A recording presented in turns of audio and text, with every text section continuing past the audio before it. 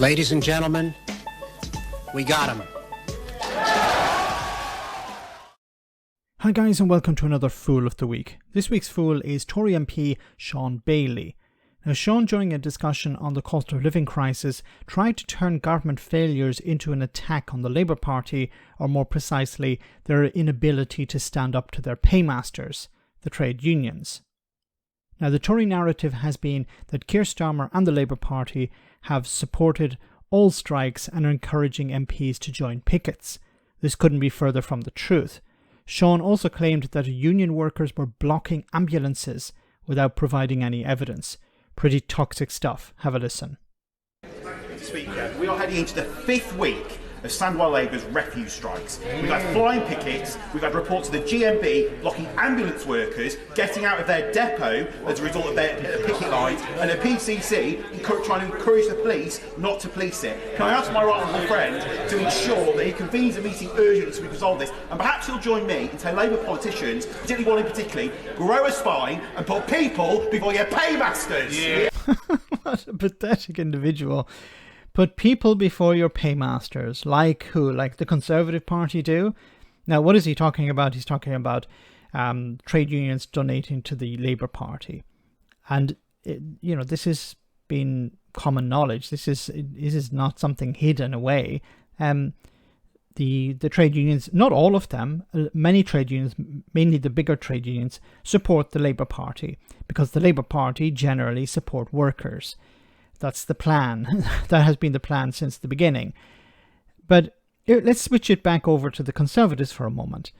At the top of the chart by a considerable margin of donors is J.C. Bamford Excavators Limited, which has given over £2.5 million in the last few years. Lord Bamford, the chairman of the family-owned company, has personally given £100,000 since 2010. When the Conservatives were returned to government for the first time this century. Another donor mentioned by the Independent newspaper is Jamie Rubin, a co-owner of Rubin Brothers property empire, which has given almost £700,000 to the Conservatives during the Johnson era. Now, why are those people donating to the Conservative Party? Also, according to the newspaper, other wealthy donors on the top 10 list include trading tycoon Peter Cruddas, who has given the party over £870,000. And 1 in 10 Conservative peers are big donors to the party, giving almost £50 million in total. You see a connection there, guys? Boris Johnson has submitted the names of 6 major donors for peerages, including financiers and a Carphone warehouse founder. And at least 6 big donor peers have been given government jobs in the last decade, including a trade minister and a schools minister. So you give money to the Conservative Party, you get something in return. Sometimes it's a peerage.